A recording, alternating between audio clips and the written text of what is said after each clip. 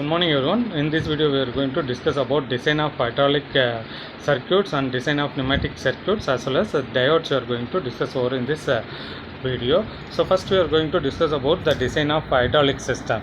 So in the hydraulic circuit the main components such as pumps, actuator, control valves and the conductors. So it will be arranged in to perform some useful work. So it gives the idea about how the components are to be interconnected over there. So there are three important consideration of the hydraulic circuit, that is the safety machining and the personnel in the event of power failures, and second one is the performance of the given operation with the minimum losses. Third one is the cost of the component used in the circuit. So in the safety of machine and personnel in the event of power failures, so the mainly they are going to taking care of the safety of the machine, because of mainly in the power failure maybe it will affect the components. So according to that it going to be design the components, maybe in the sudden power it goes, it affect the machines. Okay, so in that aspect they are going to taking care of while designing the hydraulic system. So the necessary things they are going to be add over there. So due to the power failure it should not affect the system. So according to that they are going to change the they are going to design the hydraulic system. Then second one is the performance of the given operation with minimum losses. So while power transmission while taking, so those and all, the it will not goes for the maximum losses. Okay, so mainly for power transmission the losses it takes care, but it will, we are going to maintain that very minimum. And also while in this one mainly they are going to consideration about what type of walls it will be made up of what material, as well as the piston. Okay, so and ports, so these things and all it will be concentrated over here, so that it will be comes in the second part. Then comes into the cost of the component used in the circuit. So the cost it will be more, means what happens, it will be affect the working cost. So that they are going to mainly the concentrate about the cost of the uh, component or equipment cost, so that they are maintaining good quality of the product and also with very minimum cost. So these are all the aspects they are going to consider over in the design of hydraulic system. So other than this, the designer have the working knowledge of the components, and he has to know about how to operate the circuit. So this hydraulic circuit developed in the graphic symbols for all components. So the symbol have the conform of the ANSYS specifications. So with the help of the symbols, the building blocks, and the construct the functional diagram showing the piping arrangements and operations of any hydraulic circuit. Okay, so this is about the design of hydraulic circuit. So these are all the factors they have to remember about while designing the hydraulic circuit. Then comes into the design of pneumatic circuit. The pneumatic circuit consists of variety of components such as compressor, receiver, filter, pressure regulator, lubricants, muffler, air dryers, and actuators and control valves. Apart from this conductor, so these are all the things it will be arranged for to perform the particular work. So in pneumatic circuit, the force delivery of by the cylinder and the torque delivered by the motor are determined by the pressure level established by pressure regulator placed that decide locations in the circuit. In similar manner, the linear speed of the pneumatic cylinder and the rotational speed of an air motor are determined by flow control valves placed at a desired location in the circuit. Okay, so these direction flow path established in the proper location of direction control valve after the pressurized air is spent driving the actuator, it is in then exhausted back into the atmosphere.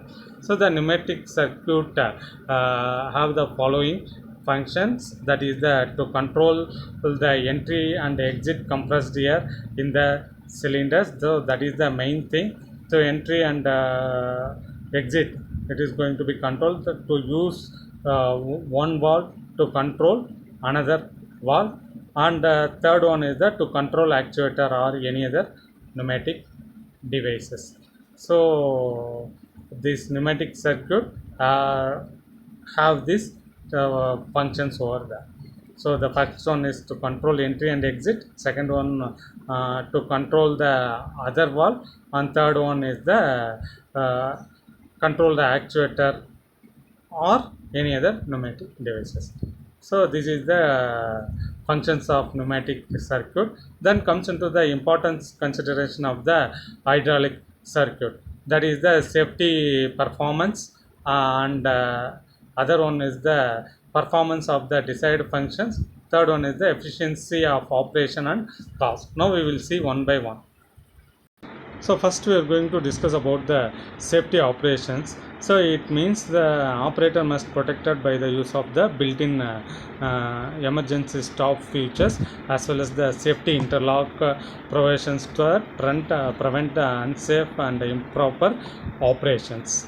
And although compressed air is often quiet, it can cause sudden movement of machine components. So these movements could injure the technician who, while troubleshooting a circuit, inadvertently opens to flow of control valve that controls the movement of actuator. That is the function of the safety operations. Then comes into the second one, the performance of the desired function. So it must be accomplished the repeatable basis. So here the system must relatively insensitive and insensitive to the adverse of the conditions, as a high ambient temperature, humidity and dust, as well as the shunting down a pneumatic system due to the failure or misoperation can result the stoppage of the production line. So the stoppage can result in very large costs, especially if the downtime is long due to the difficulty of repairing the pneumatic system involved over.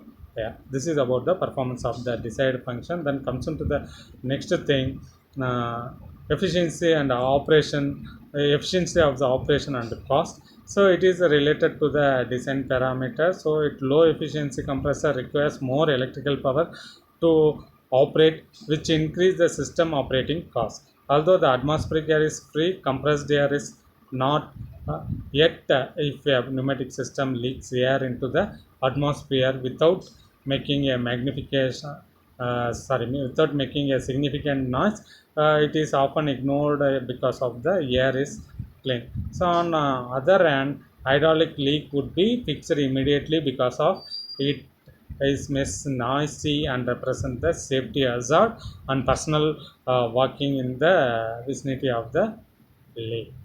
So another cause of increased operating cost significantly undersize the components such as the pipes and valves. Normally the pipes and valves, it will be affected by the due to the high pressure. Okay, so that good quality of the pipe and valves we have to select over there, even though we have to periodically maintain over there, otherwise it causes the damage to the valves. High pressure, it causes the damage to the valve. So the such components cause the excessive pressure losses due to the friction. As a result, compressor must operate the much higher output pressure. So due to that valves and other thing repairs, it operates the higher output pressure over in the compressor over here.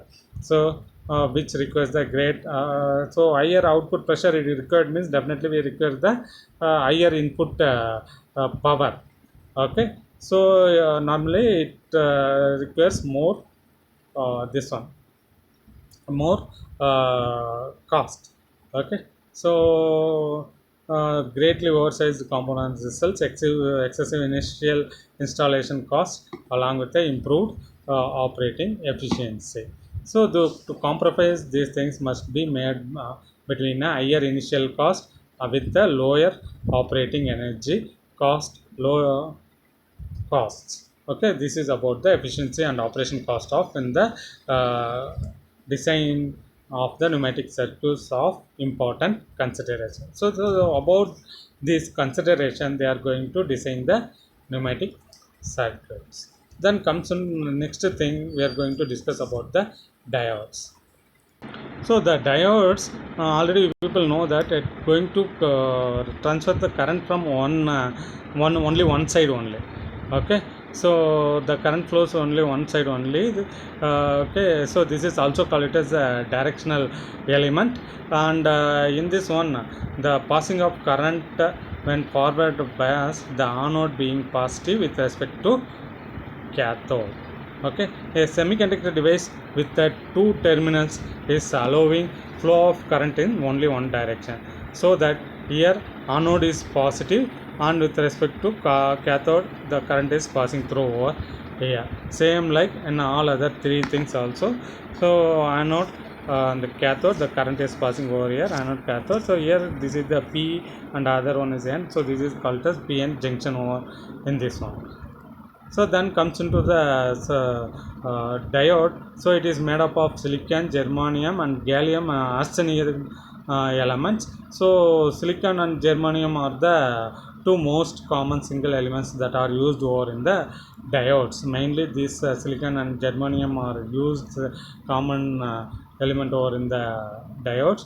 So here silicon and germanium are both 4 group elements, meaning they have 4 valence of electrons. So this structure allows them to grow in shape called diamond lattice. So gallium is in group of 3 elements, while arsenide is the group of 5 elements. So when put together as a compound, GaAs creates the zinc blende lattice structure over here. So when comes into the N type, when small amount of pentavalent impurity is added into the pure semiconductor, is called it as N type. So normally pentavalent means added into the semiconductor means that is the N type. Trivalent if added into the semiconductor means that is called it as P type semiconductor. So then we are going to discuss about the ideal diode. An ideal diode is a diode that acts like a perfect conductor when voltage is applied. So for applied forward biased, and like perfect insulator when voltage is applied reverse biased. So when positive voltage is applied across the anode and cathode, diode conducts forward current instantly. So in this ideal diode, when voltage is applied, forward bias is like a perfect insulator. When voltage is applied reverse biased, so here it will be act as a mm, perfect insulator. Okay, so the diode conducts forward current instantly. So here they are showing us a forward biased. Okay, the diagram is shown as a forward biased one. When voltage is applied across the diode in such a way that diode allows current and the potential barrier reduced in the diode side forward biased system. So in this one, in this diagram, there will be shows that the diode allows the current into the potential barrier. So this is called it as forward bias.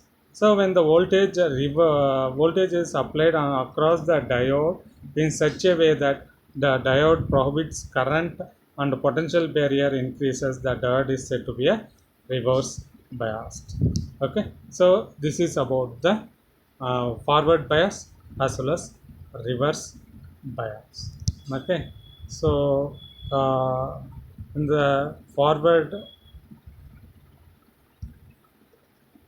bias, the external electric field towards left to right. So this static field of region, it will be right to left over there.